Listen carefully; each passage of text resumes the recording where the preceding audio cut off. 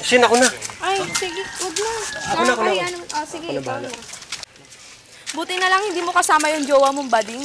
Hindi ko jowa yun. Hindi mo ba jowa yun? Kung papaniwala dun, buraot yun eh. Hindi. Diyos ko, buti naman. Asa na pala siya ngayon? Nasa Japan na, nag-abroad. Ay, edi maganda na pala yung buhay niya doon. Buti naman, babalik pa siya dito? Di ko alam. Pupunuin ko ba o okay na yan? Sige, okay na yan. Okay na yan. Tara.